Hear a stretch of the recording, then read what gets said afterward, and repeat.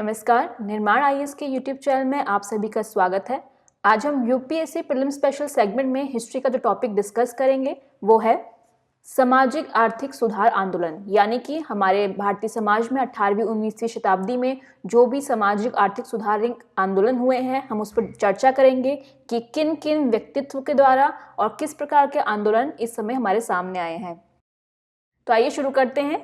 इसकी शुरुआत हम करते हैं कुछ महत्वपूर्ण बिंदु से। जैसे हमने आपसे जिक्र किया कि 19वीं 20वीं शताब्दी में सामाजिक धार्मिक सुधार आंदोलन ने सामाजिक जड़ता और सामाजिक धार्मिक मान्यताओं पर बौद्धिक प्रश्न खड़ा किया। यानी कि जो भी सामाजिक धार्मिक सुधार आंदोलन हुए थे वो उस समय धर्म में जो उपस्थित जड़ता थी या रूढ़िवादिता थी, इस प्रकार की मान्यताओं पर एक प्रश्न उठाता था। तार्किकता के माध्यम से और वैज्ञानिकता का एक यहाँ पे पुट दिखाई देता है, यानी तर्क के आधार पे, वैज्ञानिकता के आधार पे वो कितनी न्यायोचित हैं, इस प्रकार की जो चीजें हैं इन सुधार आंदोलनों में दिखाई देता है। साथ ही बात करें तो ये जो सुधार आंदोलन दिखते हैं वो मुख्यतः नारी और निम्न जाति वर्ग से संबंधित थे। यानी कि इस समय इस वर्ग की यानी निम्न जाति या दलित जाति की बात करें और नारी की बात करें तो इनकी स्थिति बहुत ही दयनीय थी। तो इस तरह से जो सुधार आंदोलन आते हैं तो उनके पीछे कहीं ना कहीं इन वर्गों का हित को ध्यान में रख के लाए गए थे। बात करें प्रवृत्ति की, यानी इस सुधार आंदोलनों में जो प्रवृत्ति दिखाई देती है वो 4 भागों में विभक्त थी। जैसे कि अतिवादी और प्रगतिशील, ये पाश्चात्य वर्ग से संबंधित थी। और बात करें स्वदेशी भावनाओं संबंधित तो पुनर्स्थापनावाद और यथास्थितिवाद, ये 2 वर्ग हमें दिखाई देते हैं या भाग हमें दिखाई देते हैं। अगर अतिवाद की बात करें तो ये वो वर्ग था जहां पर इनका मानना था, अतिवादियों का मानना था कि जो व्यवस्था चल रही है खासकर पाश्चात्य संस्कृति में वो न्यायोचित है या कहें वो युक्त है, उसमें परिवर्तन की आवश्यकता नहीं है।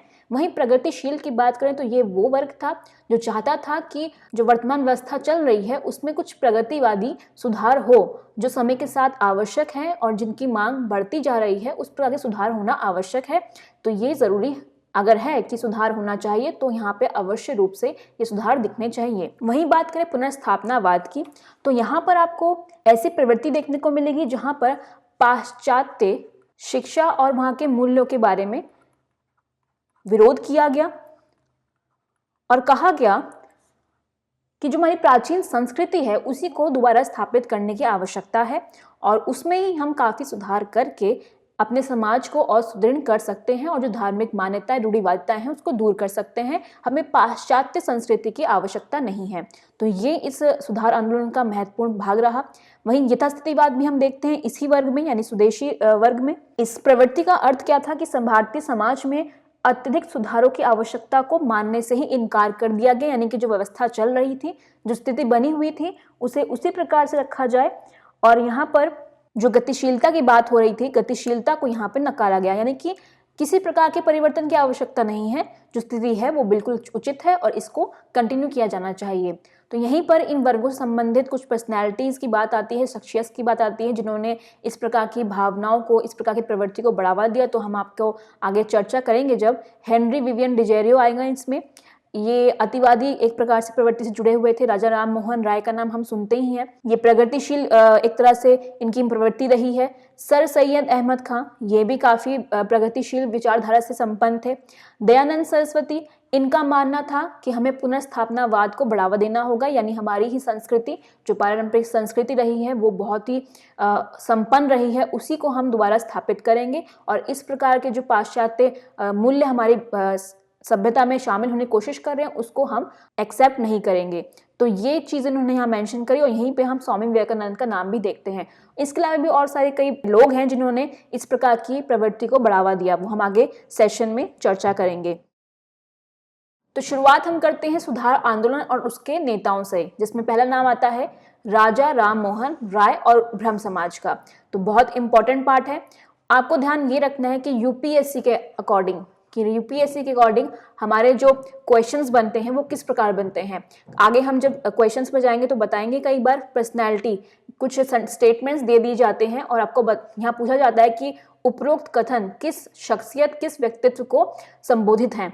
तो इस प्रकार से आपको प्रश्न जो अचीव करने हैं या उसको प्रश्न को हल करना है, तो यहाँ पर आपको ध्यान रखना है कि उस व्यक्ति से जुड़े हुए इंपॉर्टेंट पॉइंट्स कौन कौन से हैं। तो हमारा जो वीडियोस बनाने का उद्देश्य यही है कि यूपीएससी जो भी क्वेश्चंस पूछता है, जहाँ से भी क्वेश्चंस पूछता है, आप उसको बिल्कुल गलत ना करें। तो यहाँ पर हम जो भी डिस्कशन करते हैं आप ध्यान से सुनिएगा, और मुझे पूरी उम्मीद है कि हमारे जो अब तक वीडियोस हमने आपके सामने रखे हैं वो कहीं ना कहीं आपके यूपीएससी प्रीलिम्स को ध्यान में रखते काफ़ी मददगार साबित हो रहे होंगे। और हमें उम्मीद भी करते हैं कि इस प्रकार का जो सपोर्ट आप हमें निरंतर दे रहे हैं वो लगातार इसी तरह बना रहेगा। तो वापस आते हैं इस टॉपिक पर। तो राजा राम मोहन की बात करते हैं तो ये मुगल सम्राट अकबर द्वितीय ने, यहाँ पर जो हम राजा इनकी देख रहे हैं उपाधि थी एक तरह से, ये इन्हें दी गई थी अकबर के द्वारा, अकबर द्वितीय।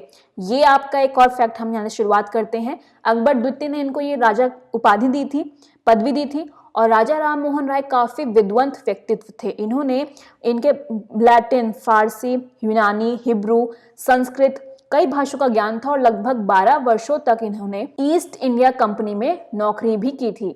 तो काफ़ी लंबा इनका जो हमारे समाज में इनका योगदान था काफ़ी महत्वपूर्ण रहा। इनके बारे में देखिए क्या कहा जाता है, भारतीय पुनर्जागरण का जनक और आधुनिक भारत का निर्माता। ये कुछ इनके लिए उपनाम इस्तेमाल किए जाते हैं, ये आपको ध्यान रखना है। साथ ही साथ इनको एकेश्वरवाद के ये समर्थक रहे। उनका कहना था कि इस प्रकार की जो पारंपरिक परंपराएं चली आ रही हैं उसको एक्सेप्ट ना करके तर्क के आधार पर उसको अपने समाज में समाहित किया जाए। तो ये इनका कहना था। साथ ही साथ इनके इंपॉर्टेंट कुछ बातें करें तो ये देखिए 1809 में इन्होंने एकेश्वरवादियों को उपहार नाम से फारसी भाषा में एक प्रसिद्ध पुस्तक लिखी। ये एक और फैक्ट हो गया। आगे बढ़ते हैं। साथ ही जब हम बात करते हैं धर्म को तर्क के आधार पर अपनाने की, तो यहाँ पर इन्होंने कई सारे उपनिषद यानी कि जो हमारे उपनिषद थे उनको बंगला भाषा में रूपांतरित किया, अनुवादित किया, ताकि लोग उसे पढ़ सके, समझ सके कि हमारे जो पारंपरिक जो हमारा कल्चर रहा है वो किस प्रकार रहा है, हमारे उपनिषदों में हमें क्या कहा गया है, किस प्रकार की बातें कही गई हैं। तो ये बहुत इंपॉर्टेंट रहा समाज को सुधारने में। तो वहीं बात करते हैं आगे 1814 और 15 में कलकत्ता में इन्होंने आत्मीय सभा यानी कि मित्रों का समाज की स्थापना करी। आत्मीय सभा की समाज की इन्होंने यहाँ पे स्थापना करी थी, ये आपको ध्यान रखना है। तो ब्रह्म समाज, आत्मीय सभा, ये सब बहुत इंपॉर्टेंट वर्ग रहे या कहें संस्थान रहे जो बहुत इंपॉर्टेंट रोल प्ले करते हैं आपके सामाजिक धार्मिक सुधार आंदोलन में। फिर आगे देखिए 1820 में प्रिंसिप ऑफ जीसस नामक पुस्तक इन्होंने लिखी है, ये भी बहुत इंपॉर्टेंट है। तो पुस्तकें जहां भी आती हैं आप याद रखिए इनके नाम, आप कोशिश कीजिए याद रखने की, क्योंकि वही सुमेलित करने के लिए जो विकल्प मिलते हैं उसमें कई बार पूछा जाता है सही युग्मों की पहचान करें या असत्य युग्म की पहचान करें।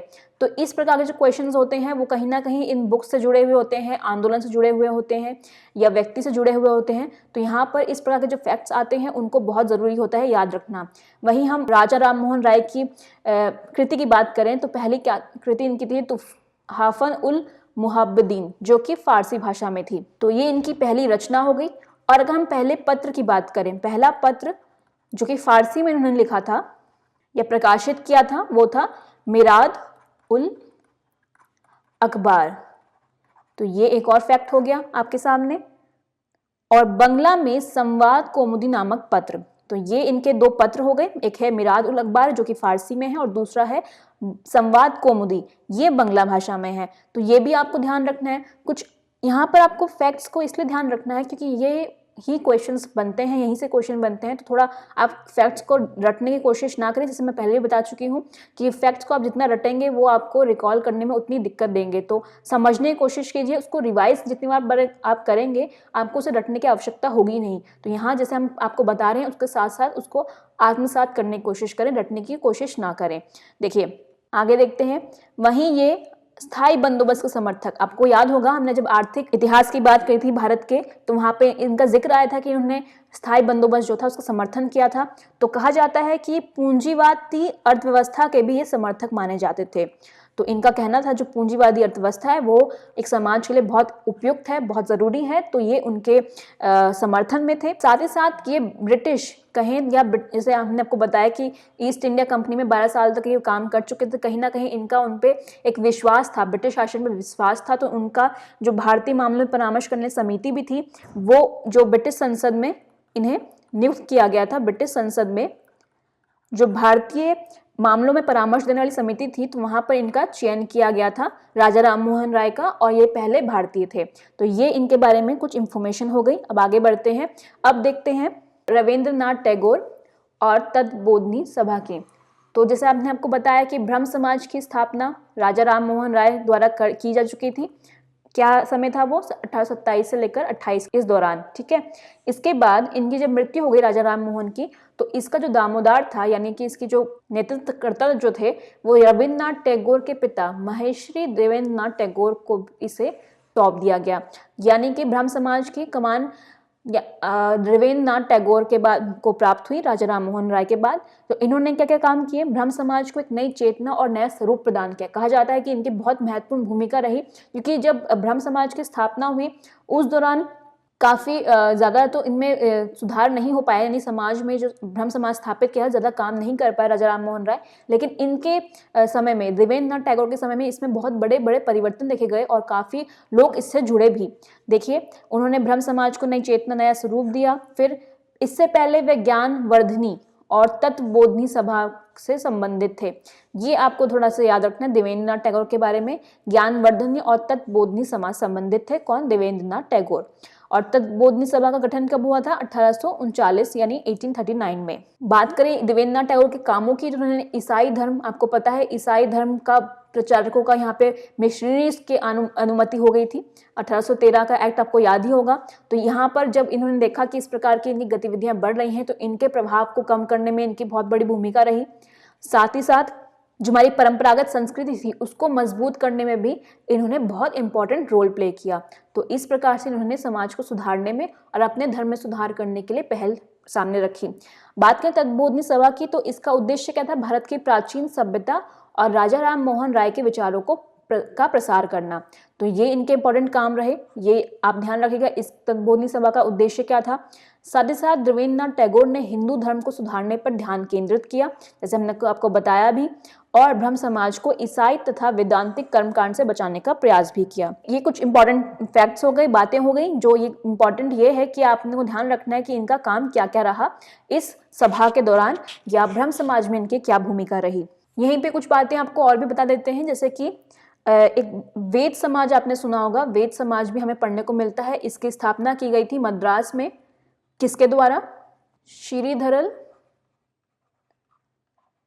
नायडू, ये व्यक्ति हैं जिन्होंने वेद समाज की स्थापना करी थी। और दूसरा आता है प्रार्थना समाज। ये कुछ समाज हैं, एमजी रनाडे, कहाँ पर? महाराष्ट्र में। तो जैसे हमने बताया, तत्वबोधिनी सभा हो गई, प्रार्थना समाज, वेद समाज, ब्रह्म समाज, आर्य समाज, ये कुछ ऐसे समाज हैं जो धार्मिक सुधारों आंदोलन में काफ़ी इंपॉर्टेंट रोल प्ले करते हैं। तो आपको याद करने में आसानी रहेगी। आपको याद रखना है इनका आगमन कब हुआ, इनकी स्थापना कब हुई, इनका उद्देश्य क्या था। इस प्रकार से आप इन चीज़ों को याद कर सकते हैं। देखिए, अब बात करते हैं हम केशव चंद्र सेन की और प्रार्थना समाज की। देखिए, आ गया प्रार्थना समाज।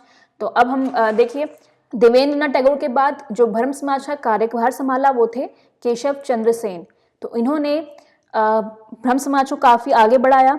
काफ़ी इन्होंने अपने तर्कों से, अपने वाक कौशल से इस समाज को लोकप्रिय बनाया। इसका प्रसार बंगाल से बाहर भी किया। यानी इनके समय में अगर पूछा जाए कि ब्रह्म समाज का जो प्रचार प्रसार है वो बंगाल से बाहर किसके द्वारा किया गया था, तो उनका नाम जो आएगा वो है केशव चंद्र सेन। तो 1867 में बंबई में केशव चंद्र सेन के सहयोग से आत्मराम पांडुरंग ने प्रार्थना समाज की स्थापना करी।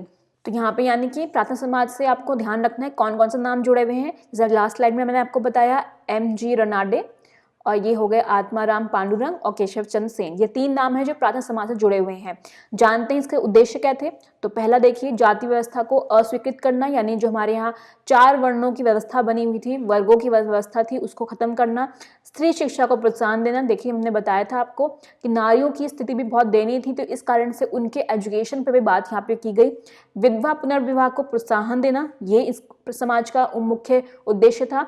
और लड़के और लड़की दोनों के विवाह की आयु में वृद्धि करना, यानी काफ़ी कम उम्र यहाँ पे रखी गई थी लड़कों और लड़कियों की विवाह करने के लिए, तो उस आयु को बढ़ाने के भी यहाँ पे इस समाज ने उद्देश्य रखा था।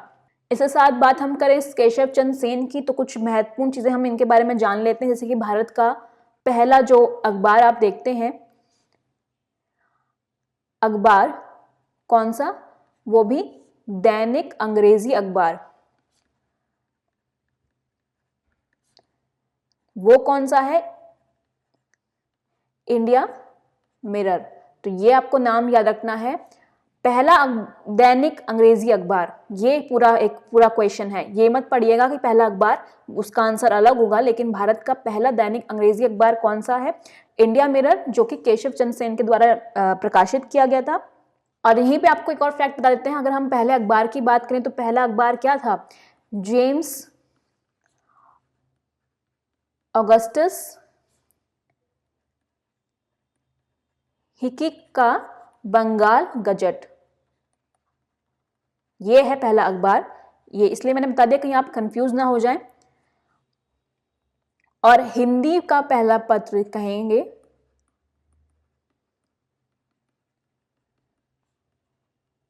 उद्दंड मार्तंडे,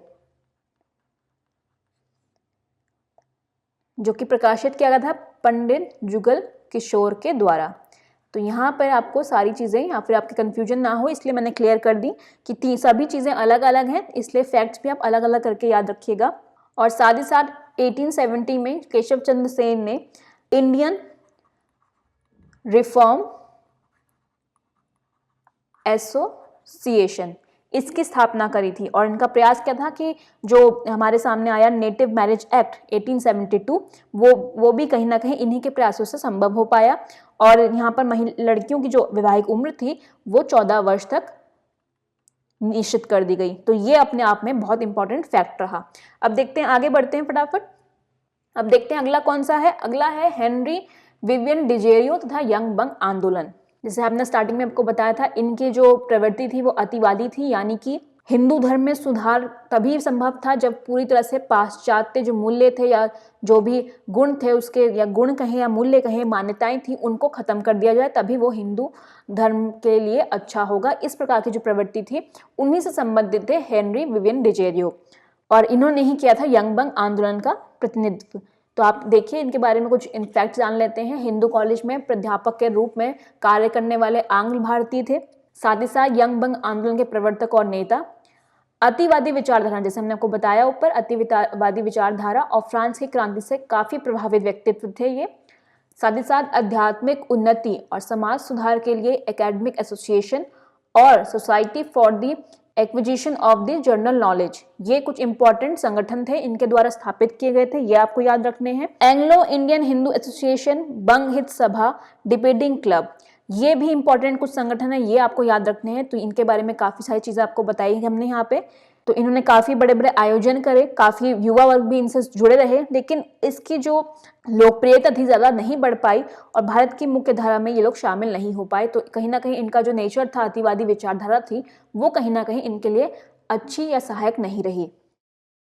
अब देखते हैं ईश्वर चंद्र विद्यासागर, ये बहुत इंपॉर्टेंट इनका भी रोल रहा है हमारे सामाजिक धार्मिक सुधार आंदोलन में। इनकी भूमिका देख लेते हैं। देखिए, नैतिक मूल्य में विश्वास करने वाले व्यक्तित्व थे। इनका मानना था कि मानवतावादी के प्रति समर्पित रहना और गरीबों के लिए उदार भाव रखना बहुत इंपॉर्टेंट है। आपने नाम भी इनका बहुत बार सुना है, हमने हिस्ट्री में कई बार इनका नाम, बहुत बड़े इनिशिएटिव्स लेने में इनका नाम हमारे सामने आता है। तो ये बहुत इंपॉर्टेंट पर्सनैलिटी है। 1850 में संस्कृत कॉलेज के प्रधानाचार्य ही रह चुके हैं। संस्कृत अध्ययन में ब्राह्मणों के एकाधिकार को इन्होंने चुनौती दी और गैर ब्राह्मण जातियों को संस्कृत अध्ययन के लिए प्रोत्साहित किया। यानी कि यहाँ पर जिन्होंने मानवतावादी बातें कही हैं, मूल्यों की बातें करी हैं, सिर्फ कहने के लिए नहीं थी, इन्होंने वास्तविकता में उस क्षेत्र में काम भी किया।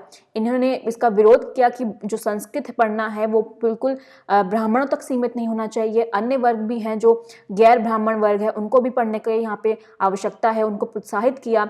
साथ ही साथ इन्होंने क्या किया, संस्कृत पढ़ाने के लिए बांग्ला भाषा में वर्णमाला भी विकसित की। तो बहुत अच्छा ये आपके पास इंपॉर्टेंट एक तर्क आ गया या एक फैक्ट आ गया कि इन्होंने बांग्ला भाषा में वर्णमाला भी विकसित की थी। सबसे इंपॉर्टेंट जो आता है, इंपॉर्टेंट इसको ही मार्क कर लीजिए, इम्पॉर्टेंट ऐसे कि विधवा पुनर्विवाह के लिए बहुत बड़ा इन्होंने आंदोलन शुरू किया। बहुपत्नी विवाह जो समय तक काफ़ी समाज में बहुत गहरी अपनी जड़ें जमा चुका था, बाल विवाह था, इस प्रकार के जो रूढ़िवादिता मान्यताएं थी उनको ख़त्म करने का भी इन्होंने काफ़ी मजबूती से विरोध किया। स्त्री शिक्षा को प्रोत्साहन देने के लिए कम से कम 35 बालिका विद्यालयों से ये जुड़े हुए थे। ये इनका सबसे इम्पोर्टेंट रोल यहाँ खासकर महिलाओं के क्षेत्र में दिखाई देता है। इन्होंने काफ़ी कार्य महिलाओं के उत्थान के लिए करे थे। और देखिए 1849 में कलकत्ता में बैथुन स्कूल के सचिव के रूप में कार्यरत रहे। तो इनका जो महिलाओं के प्रति जो रुख था या महिलाओं के उत्थान के प्रति जो रुख रहा वो काफ़ी आप देख सकते हैं सराहनीय रहा और काफ़ी सकारात्मक कदम इन्होंने उठाए। अब आगे बढ़ते हैं बाल शास्त्री जाम्बेकर। ये भी बहुत इंपॉर्टेंट एक शख्सियत रहे इस सामाजिक धार्मिक सुधार आंदोलन के दौरान। बॉम्बे में पत्रकारिता के माध्यम से समाज सुधार का मार्ग प्रशस्त करना इन्होंने अपनाया मार्ग। बात करें 1832 में तो इनका एक पत्र आया दर्पण।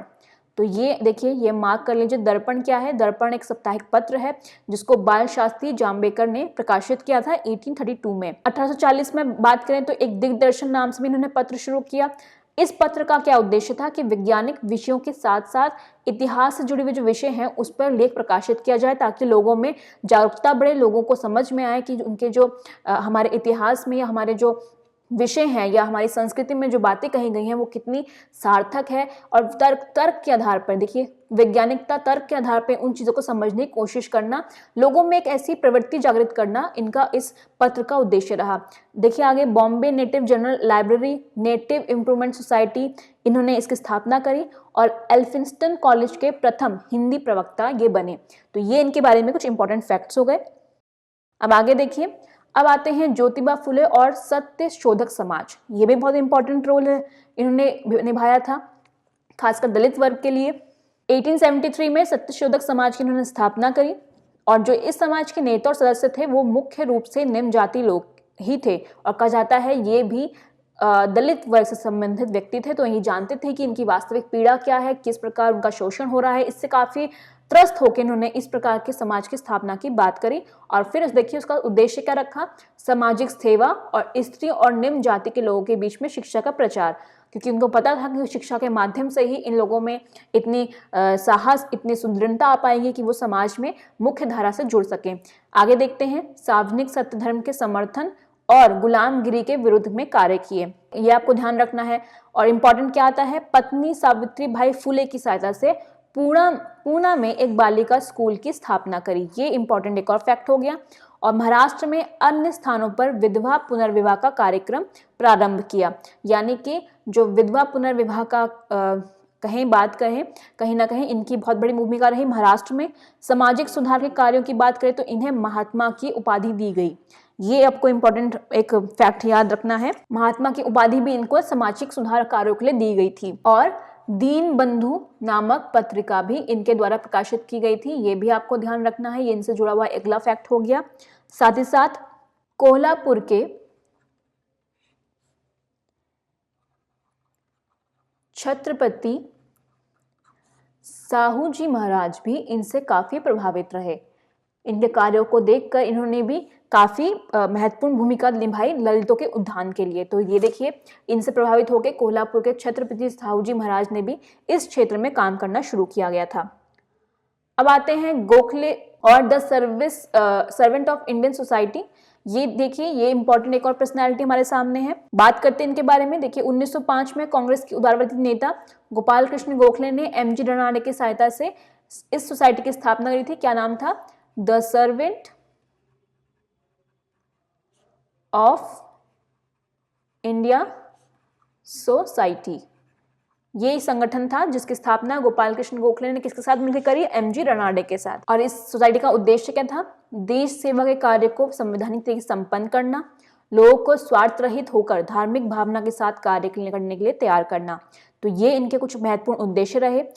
और साथ ही इनके बारे में बहुत अच्छा फैक्ट यह है कि 20 वर्ष की आयु में ही प्रोफेसर बन चुके थे और साथ ही साथ राज्य सचिव की कार्यकारिणी के सदस्य बने थे और 9 ठुटकी उपाधि लेने से इनकार, मतलब कि बने नहीं थे, बनने के लिए इन्हें आमंत्रण किया गया था लेकिन इन्होंने इस चीज से इनकार कर दिया था। तो ये आपको ध्यान रखना है। ये कुछ 4 पॉइंट्स या 5 पॉइंट को मिलाकर एक क्वेश्चन बन सकता है कि उपरोक्त कथनों में से किस व्यक्ति का संबंध इन कथनों से है। इस प्रकार से कुछ क्वेश्चन बन सकता है, तो आपको ध्यान रखना है। साथ ही साथ 1895 की बात करें तो वेल्बी आयोग का गठन किया गया था। उनके सामने भी इन्होंने काफी सारे तर्क रखे थे। और जो आपको याद होगा 1909 का मार्ले मिंटो एक्ट, उसको बनाने में भी इनका बहुत बड़ा सहयोग रहा। तो ये इनके बारे में बहुत इंपॉर्टेंट फैक्ट्स हो गए। साथ ही साथ बात करें पूना सार्वजनिक सभा की बात करें तो इसके सचिव रह चुके थे और सुधारक नाम का इन्होंने एक पत्र भी प्रकाशित किया था। तो ये कुछ इंपॉर्टेंट फैक्ट्स हो गए इनके बारे में, ये आप अंडरलाइन कर लीजिएगा। और महात्मा गांधी के राजनीतिक गुरु, ये भी आपको पता होना चाहिए कि गोपाल कृष्ण गोखले क्या थे, महात्मा गांधी के राजनीतिक गुरु थे, क्योंकि इन्हीं की काफी बड़ी भूमिका रही कि इन्होंने महात्मा गांधी को काफी मशहूर किया भारत में, क्योंकि कहीं कहीं जगह जगह पर जाकर इन्होंने महात्मा गांधी के जो एक्सपेरिमेंट्स थे या जो दक्षिण अफ्रीका में कार्य थे उनके बारे में लोगों के अंदर बहुत बड़ी सकारात्मक भावना बढ़ाने का एक प्रयास किया। तो इसलिए कहा जाता है कि महात्मा गांधी के राजनीतिक गुरु ये गोखले रहे हैं कहा। और एक और बात ही सामने आती है या पढ़ने को मिलता है कि इन्होंने ही गांधी जी को राय दी थी कि आप भारत आके पहले भारत का विचरण करें, भारत में घूमें, भारत के लोगों को जानने का प्रयास करें, उसके बाद कभी किसी आंदोलन को शुरू करने की योजना बनाएं। तो इस प्रकार से इनको इनके राजनीतिक गुरु कहा जाता है। आपके लिए क्वेश्चन ये है कि आपको बताना कि गोखले के राजनीतिक गुरु कौन थे। ये तो हो गए महात्मा गांधी के राजनीतिक गुरु की बात। आपको गोखले के राजनीतिक गुरु की बात बतानी है, ये नाम बताना है कि कौन थे। और दूसरी बात, तिलक जो थे उग्रवादी नेता, ये पूरे जीवन भर इनके विरोध में रहे, लेकिन इनके मृत्यु के समय इन्होंने इनको एक बड़ी अच्छी संबोधन दिया, भारत का हीरा, यानी गोपाल कृष्ण गोखले भारत का हीरा थे। अब आते हैं सोशल सर्विस लीग, ये भी एक बहुत इंपॉर्टेंट संगठन रहा। गोखले के समर्थन में ही नारायण मल्हार जोशी द्वारा बंबई में इसकी स्थापना की गई और उद्देश्य क्या था, सभी लोगों को जीवन और कार्य के बेहतर दशाएं उपलब्ध कराना इसका उद्देश्य रहा। जोशी ने ही 1920 में अखिल भारतीय ट्रेड यूनियन कांग्रेस की स्थापना करी थी। अब आपको याद होगा कि इसी के प्रथम अध्यक्ष जो थे वो थे लाला लाजपत राय। ये आ गया आपके लिए एक extra information. Akhil Bharatiya trade union Congress की पहली जो अध्यक्ष रहे वो लाला लाजपत राय रहे और इसकी स्थापना हुई थी 1920 में। आगे बढ़ते हैं, देखते हैं अब स्वामी विवेकानंद और रामकृष्ण आंदोलन के बारे में। थोड़ा सा स्वामी विवेकानंद के बारे में जान लेते हैं। जैसे इनका मूल नाम या वास्तविक नाम क्या था, नरेंद्र नाथ दत्त।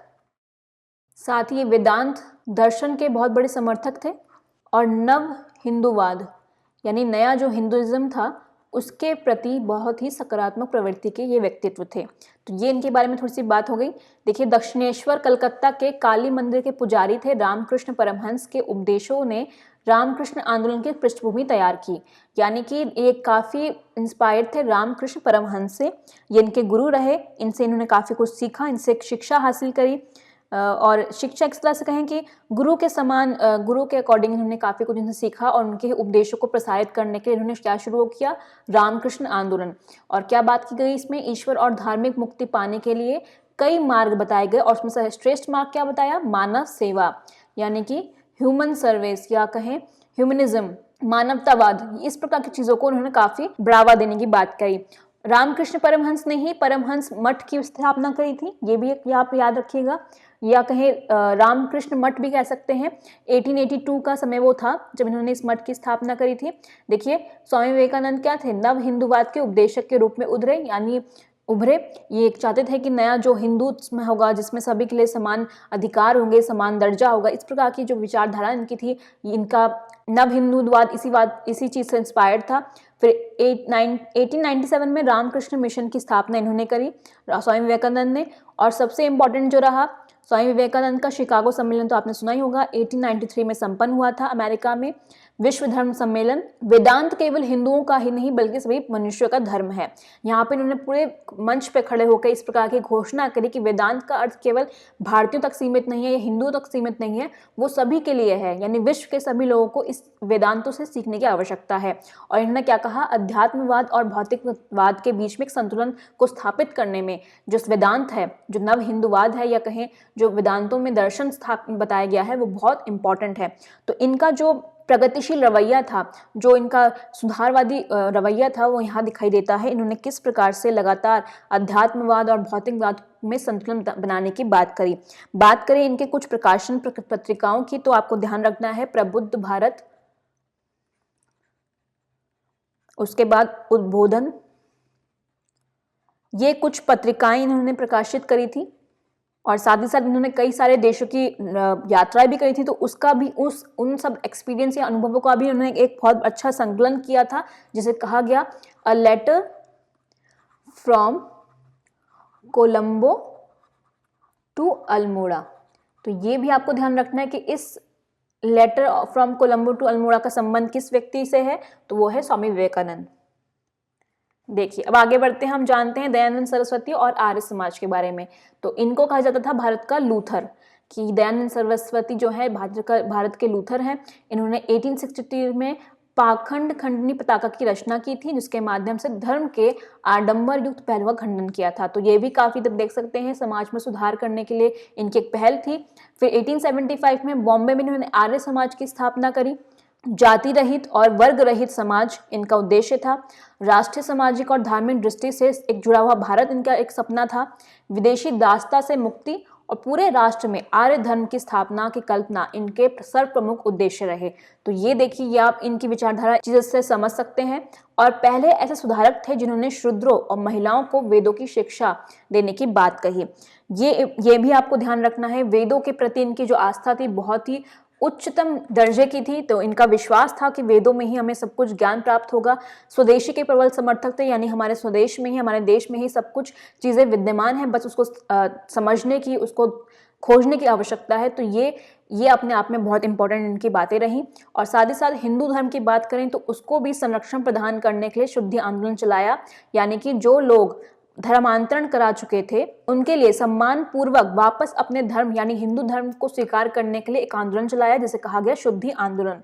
तो ये इनके लिए इंपॉर्टेंट या इनके संदर्भ में इंपॉर्टेंट बातें हो गई। अब आते हैं सेवा सदन। ये एक दूसरा संगठन है। इस पारसी धर्म सुधारक जो थे बहराम जी एम मालाबारी, इन्होंने दीवान दयाराम गिडमुल के साथ मिलकर 1902 में ये स्थापित किया था संगठन सेवा सदन। तो ये आपको ध्यान रखना है। इसका उद्देश्य क्या था कि शोषित और समाज द्वारा तिरस्कृत महिलाओं के उत्थान के लिए प्रयत्न करना। तो महिलाओं के संदर्भ में इनके बहुत प्रमुख भूमिका रही। ये सेवा सदन किससे संबंधित है, ये सब फैक्ट्स आपके सामने हमने दिखाए हैं। अगला है देव समाज। एक और समाज हमारे सामने आया। इसकी स्थापना हुई थी 1887 में, यानी कि आपकी कांग्रेस की स्थापना के 2 साल बाद। और किसने करी थी? शिव नारायण अग्निहोत्री ने, लाहौर में। तो ये कुछ फैक्ट्स हो गए।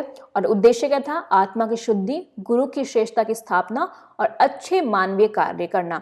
यानी कि एक तरह से देखें हम ओवरऑल, तो जो भी आपके सामाजिक धार्मिक सुधारों के आधार थे उसमें मानवतावाद, आपको ये चीजें ध्यान रखनी है, मानवतावाद, तार्किकता और वैज्ञानिकता, ये कुछ ऐसे मूल आधार थे जिसके आधार पे हमारे सामाजिक धार्मिक सुधार आंदोलन निहित थे। तो ये कुछ चीजें आपको ध्यान रखनी है।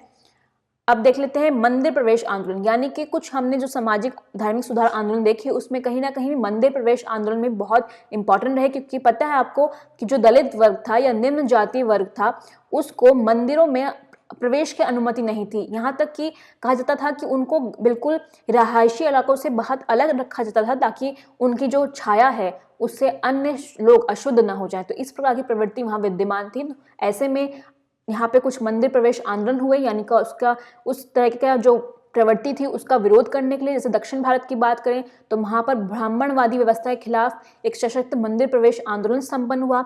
1888 में नारायण गुरु ने अविरूप आंदोलन चलाया, ये भी मंदिर प्रवेश आंदोलन के रूप में सामने आया। मंदिर में शिव मूर्ति की स्थापना की गई, यानी कि ये एक प्रतीक था कि इस प्रकार की प्रवृत्ति जो है समाज में वो उचित नहीं है। देखिए फिर 1924 में हम देखते हैं केरल में ही के कलप्पन केशव मेनन पेरियार द्वारा वाइकोम सत्याग्रह की शुरुआत हुई 1924 में। और इसका उद्देश्य क्या था कि अछूतों के मंदिरों में प्रवेश का विरोध करना। तो कहीं ना कहीं इन सभी मंदिर प्रवेश आंदोलन का जो उद्देश्य है वो लगभग एक समान रहा। फिर 1931 में चलते हैं, सुब्रमण्यम तिरुमापू और के कल्पप्पम द्वारा ही केरल में गुरुवेयू सत्याग्रह शुरू हुआ। तो इसका उद्देश्य भी इसी प्रकार की जो प्रवृत्ति थी, इस प्रकार की जो समाज में कुरीति थी उसका विरोध करना था। और कहा जाता है कि के कल्लप्पन जो थे इन्होंने 12 दिनों का यहाँ पर भूख हड़ताल करी थी और फिर गांधी जी के आग्रह पे ही उन्होंने इस प्रकार का जो सत्याग्रह था यानी गुरुवायु सत्याग्रह उसको समाप्त किया था। तो ये अपने आप में बहुत इंपॉर्टेंट है। फिर इसी के परिणाम स्वरूप देखिए इस आंदोलन के कारण ही 1936 में त्रावणकोर के राजा ने एक पत्र जारी किया और कहा कि सरकार के नियंत्रित में जो भी मंदिर है वहां पर सभी जातियों के प्रवेश को खोल दिया जाए, यानी कि उच्च निम्न जाति का कोई भेदभाव ना रहे। और इसी चीज से इंस्पायर्ड होकर 1938 में सी राजगोपालाचारी ने भी सरकार जो आई थी उन्होंने मद्रास में भी इस प्रकार के आदेश को जारी किया। तो ये आपको कुछ ध्यान रखने हैं फैक्ट्स, कैसे निरंतर जो श्रृंखला बनी रही आंदोलनों के कारण लोगों में सुधार लाने के, समाज में सुधार लाने के लिए। अब देखते हैं मुस्लिम सुधार आंदोलन की बात करते हैं तो देवबंद आंदोलन इसमें बहुत इंपॉर्टेंट रहा। 1866 में उत्तर प्रदेश के सहारनपुर से इसकी शुरुआत हुई थी। देवबंद स्कूल आपने सुना ही होगा, आज वर्तमान में वहाँ पे सहारनपुर में स्थित है। इसका उद्देश्य क्या था आंदोलन का उद्देश्य था ब्रिटिश विरोध और पारंपरिक इस्लामिक मूल्यों का प्रसार करना। वही जो हम अब तक देखते आ रहे हैं कि स्वयं के ही समाज में स्वयं के ही मूल्य बहुत उचित हैं और बाहरी पाश्चात्य मूल्यों का विरोध करना, इस प्रकार की चीजें हम सामने देखते ही हैं। फिर देखिए संस्थापक कौन थे, मोहम्मद कासिम नानोतवी और रशीद अहमद गगोही। तो ये इंपॉर्टेंट दो नाम हो गए। और इंपॉर्टेंट ये भी रहा कि अलीगढ़ आंदोलन जो हम आगे देखेंगे अभी, सर सैयद अहमद खान ने जो स्थापित किया था या शुरुआत की थी उसके विरोध में था। तो ये आपको फैक्ट याद रखना है कि ये अपने ही मतलब मुस्लिम आंदोलन ही था अलीगढ़ आंदोलन भी, लेकिन देवबंद आंदोलन इसके विरोध में स्थापित हुआ। दूसरा आपका आता है मोहम्मदन लिटरेरी सोसाइटी। तो मुस्लिम समुदायों के बीच सर्वप्रथम आधुनिक वैज्ञानिक विषयों को स्थापित करने का श्रेय इस सोसाइटी को जाता है। तो अगर क्वेश्चन आता है कि मुस्लिम समुदाय के लिए आधुनिक वैज्ञानिक विचारों को स्थापित करने का श्रेय या स्थापित करने की जो संस्थान थी उसका नाम क्या था, तो वो था मोहम्मदन लिटरेरी सोसाइटी। और इसके संस्थापक का नाम क्या रहेगा, नवाब अब्दुल लतीफ, जिन्होंने कलकत्ता में इस सोसाइटी की स्थापना करी थी। अब आते हैं सर सैयद अहमद खां और अलीगढ़ आंदोलन पे। तो अलीगढ़ इनका सर सैयद अहमद खां के द्वारा इस आंदोलन की शुरुआत की गई थी।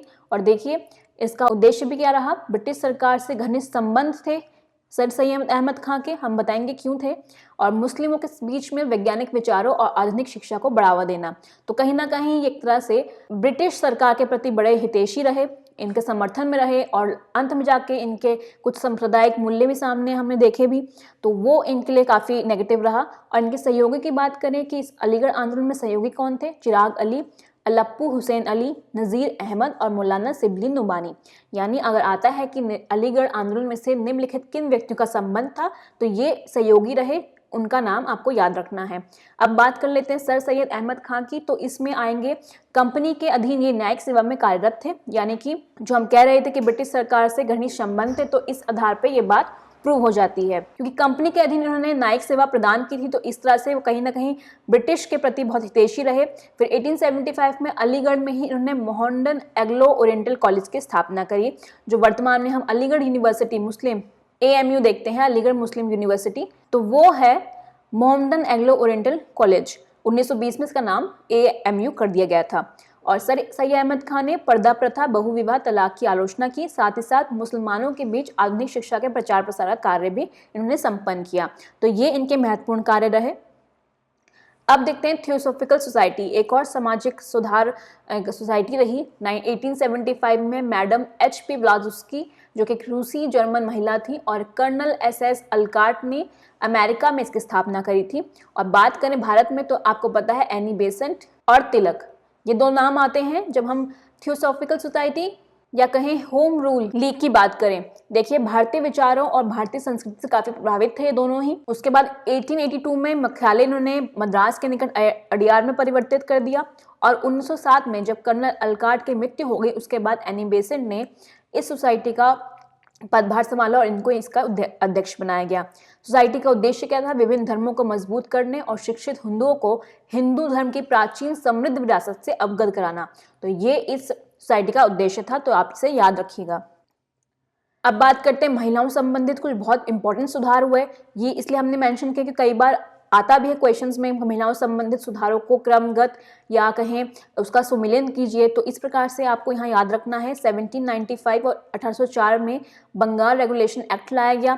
यहाँ पर बाल हत्या और मानव हत्या को अपराध घोषित किया गया और इसको कृत्यम, जो कुकृत्य होता है, जो बहुत ही आपराधिक श्रेणी का कहें जो अपराध होते हैं यहाँ पे, वो सब इसमें मेंशन, इस एक्ट में मेंशन किया गया। फिर आता है 1829 का बंगाल रेगुलेशन एक्ट, एक और, जो कि सती प्रथा को अवैध घोषित करता है, ये भी आपको याद रखना है। फिर 1856 की बात करें, हिंदू विधवा पुनर्विवाह अधिनियम, यहाँ पर विधवा विवाह को वैधता प्रदान की गई और ऐसे विवाह से जो बच्चे उत्पन्न होते हैं उनको भी वैधता प्रदान की गई, तो ये आपको ध्यान रखना है। अगला आता है 1891 का सम्मति आयु अधिनियम, यहाँ पर विवाह की आयु में वृद्धि की गई, तो ये आपको एक्ट थोड़े से याद करने होंगे कि इनमें क्या क्या प्रावधान किए गए थे। अब हम आगे बढ़ते हैं। अब देख लेते हैं कि सुधार आंदोलन के प्रभाव क्या रहे, कुछ सकारात्मक भी रहे, कुछ नकारात्मक भी रहे। तो हो सकता है कि आपको क्वेश्चन में पूछा जा सकता है कि इन सुधार आंदोलन के सकारात्मक प्रभावों में से निम्नलिखित कौन से हैं। तो देखिए, व्यक्ति की स्वतंत्रता और समानता की अवधारणा का विकास करना, निश्चित रूप से। पूजा का अधिकार हर व्यक्ति का हो, चाहे वह किसी भी जाति का है। मध्य वर्ग में सांस्कृतिक महत्व की स्थापना करना, मानवतावाद, तर्कवाद की अवधारणा का विकास करना, जैसे हम लगातार आपको बताते आ रहे हैं। शिक्षा, विशेष रूप से पाश्चात्य वैज्ञानिक शिक्षा का प्रसार करना, समाज में आधुनिकता का विकास करना, भारत के सांस्कृतिक और बौद्धिक पृथक्करण की समाप्ति करना, विभिन्न सामाजिक कुरीतियों का नाश करना और राष्ट्रीय चेतना का विकास करना। ये कुछ इसके इंपॉर्टेंट पॉजिटिव इफेक्ट रहे। अब देखते हैं नेगेटिव क्या रहे। संकुचित सामाजिक आधार, इसका नेगेटिव प्रभाव रहा। संस्कृति के चुनिंदा पहलुओं को ज्यादा महत्व देना, जिससे संस्कृति के अन्य क्षेत्र उपेक्षित रहे। भारतीय संस्कृति को अतिरिक्त महत्व दिया गया और मध्यकालीन ऐतिहासिक संस्कृति की उपेक्षा की गई, यानी प्राचीन जो भारतीय संस्कृति रही उसको बहुत बढ़ावा दिया गया और जो हमारी मध्यकालीन ऐतिहासिक पृष्ठभूमि रही है या इतिहास रहा है उसकी उपेक्षा की गई। व्यक्तिगत धर्म की श्रेष्ठता और महत्ता को स्थापित करने का प्रयास किया गया।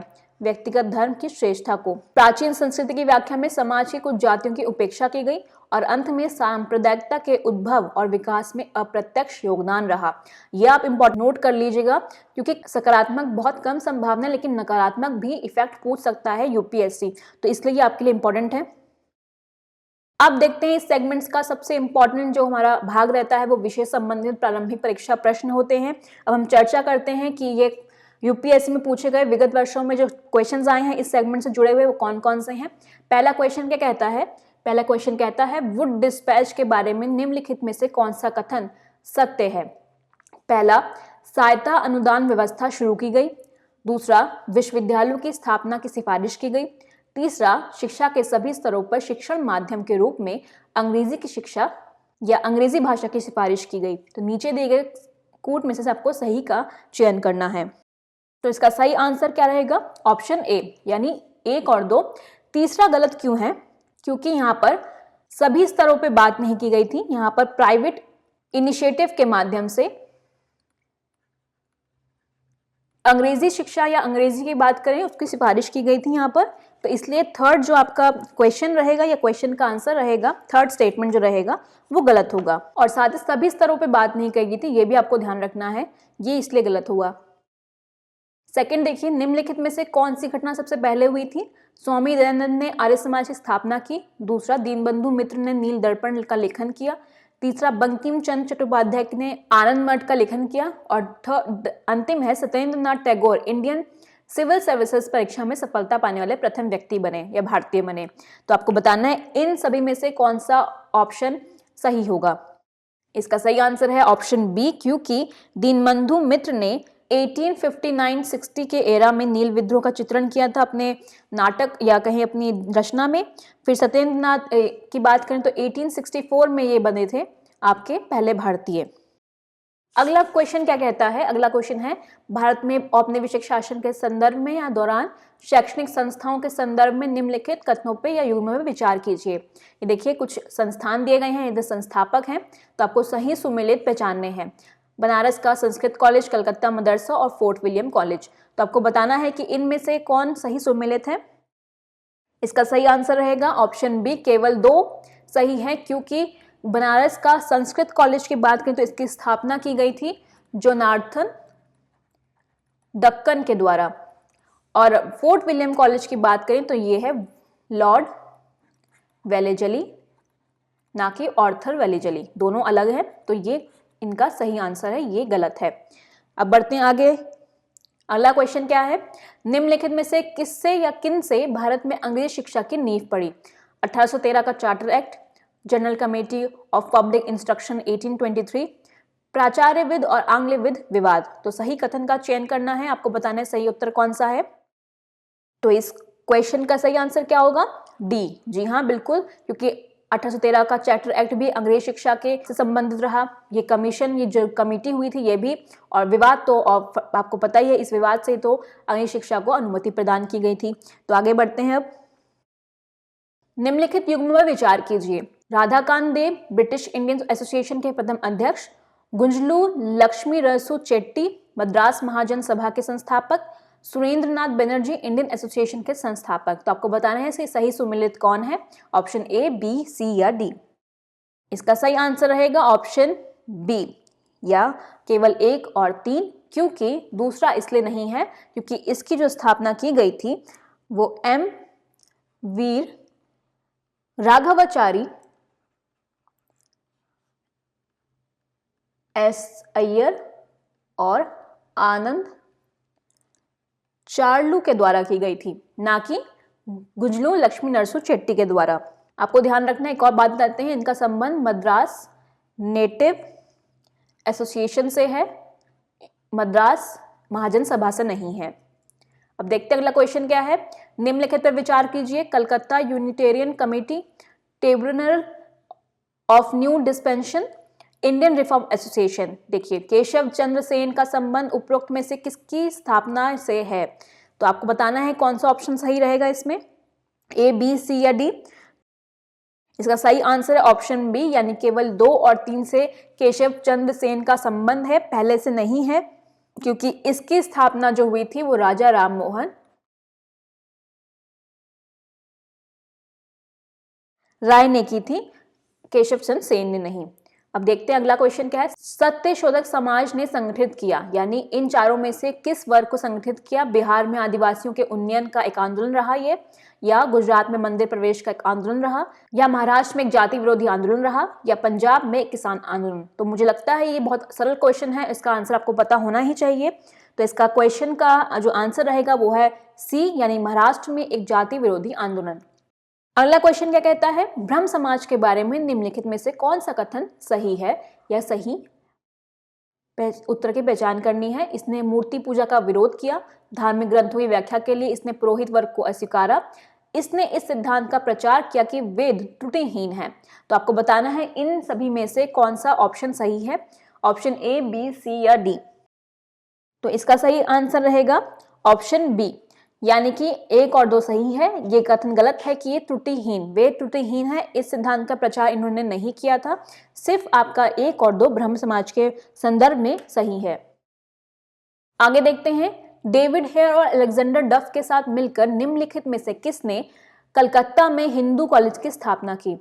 बहुत सरल क्वेश्चन है, इसका आंसर आपको पता होना चाहिए। ऑप्शन ए, बी, सी या डी में से कौन सा सही आंसर है इसका? राजा राममोहन राय, यस, डी इसका सही आंसर है। निम्नलिखित में से किसने बहुविवाह नामक पुस्तक लिखी? देखिए आगे क्वेश्चन, ये भी यूपीएससी 2006 या 7 में पूछ चुका है ये क्वेश्चन, आप देखिएगा। तो इसका आपको आंसर बताना है कि बहुविवाह नामक पुस्तक किसने लिखी थी? ईश्वर चंद्र विद्यासागर, ऑप्शन बी इसका सही आंसर है। निम्नलिखित में से किसने सोम प्रकाश नामक समाचार पत्र शुरू किया था? ये भी देखिए, लगातार समाचार पत्र, पत्रिकाओं, पुस्तकों पे क्वेश्चन पूछता रहा है यूपीएससी, तो बहुत बड़ी बात नहीं होगी दोबारा वो इस प्रकार क्वेश्चन पूछता है, तो इसलिए आप रिवीजन करते रहिए प्रीवियस ईयर क्वेश्चंस का। इसका सही आंसर बताइए क्या हो सकता है? इसका सही आंसर रहेगा, इसका भी सही आंसर ईश्वर चंद्र विद्यासागर है। देखिए कितने इंपॉर्टेंट व्यक्ति हैं, इन्हीं पर ही 2 बार यूपीएससी क्वेश्चन पूछ चुका है। तो अब आप दोबारा से, हमने जो डिस्कशन किया था, आप दोबारा जाके देख सकते हैं, पढ़ सकते हैं कि ईश्वर चंद्र विद्यासागर ने किस प्रकार के हितकारी कार्य किए थे। अब आगे बढ़ते हैं और देखते हैं आज का आखिरी क्वेश्चन क्या है। Lectures from Colombo to Almora, बहुत सरल क्वेश्चन है, किस एक के अनुभवों पर आधारित है? तो आपको बताना है इसका सही आंसर, बिल्कुल ऑप्शन डी, स्वामी विवेकानंद, इसमें कोई डाउट नहीं होना चाहिए। हमने आपको अभी चर्चा में बताया भी था कि स्वामी विवेकानंद ने अपनी जितने भी देशों की यात्रा की थी उसका अनुभव एक संकलन तैयार किया था जिसका नाम था lectures from Colombo to Almora. तो हमें उम्मीद है आज का ये जो सेशन है, आज का डिस्कशन जो रहा हिस्ट्री के टॉपिक का, आपको पसंद आया होगा। निर्माण आईएएस लगातार आपके लिए इसी तरह के वीडियोस लेके आता रहेगा। निर्माण आईएएस के यूट्यूब चैनल को लाइक, शेयर व सब्सक्राइब करना ना भूलिएगा। धन्यवाद।